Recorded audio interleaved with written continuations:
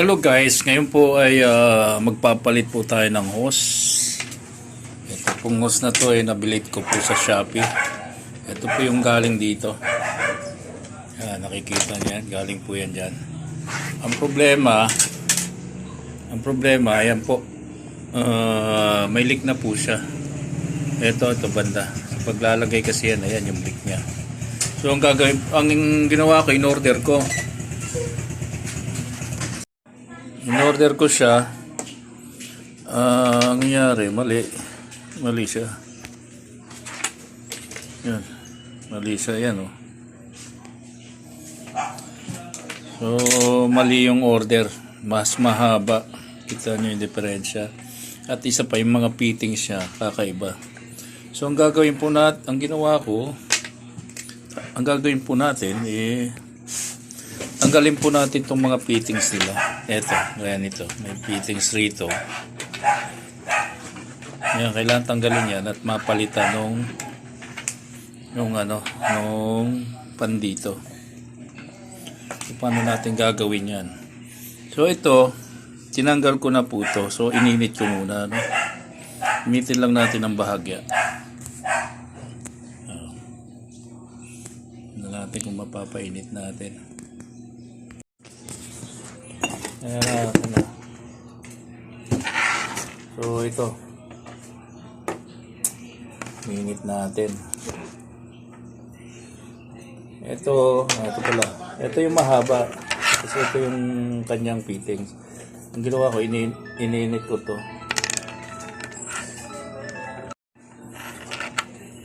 So ito, ininitan ko po ito. Ayan. Tanggalin po natin yan. So may posporo tayo o iinitan lang po natin ito para matanggal.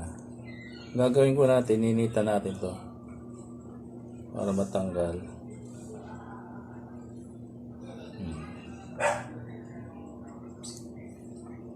Para lumambot siya.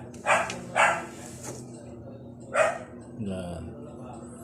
Ayan, tatanggalin natin. Uy. Yan, natanggal na po. So, madali lang pa tanggalin. Tatanggal na.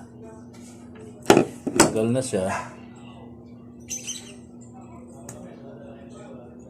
So, ito yung gagamitin natin. May sasalpak din dito. Sa replacement parts. Ito po kasi mahaba eh. So, ito yung maikli. Mismatch. Kaya gumawa na lang tayo ng paraan. So, tanggalin lang natin itong extra.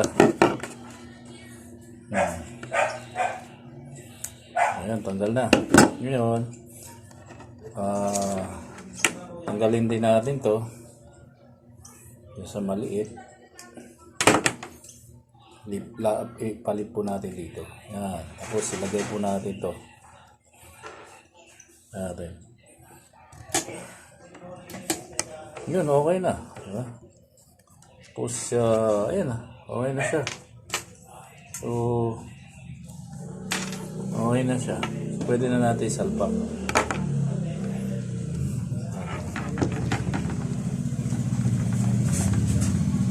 Hoy! Ito na palang kamo. Ato na sira. Ayan na kami ato.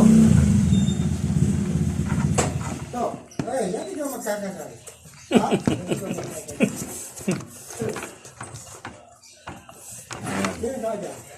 Ate, kumusta?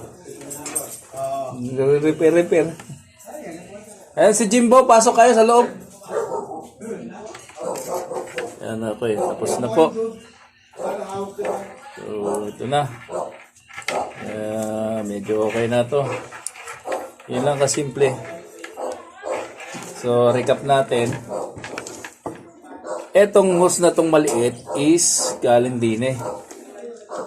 Ngayon, ang problema, yung fittings po hindi pare-pareho. Kaya, ang ginawa po natin, tinanggal po natin mga fittings. Yan. Para ilipat po kung ano yung fittings dito po sa bago. Yan po, okay na po siya. Okay. Kasi nga po, eto, mayroon na po itong leak. Kaya okay na po siya. Well, sige po. Salamat. Ayan, okay.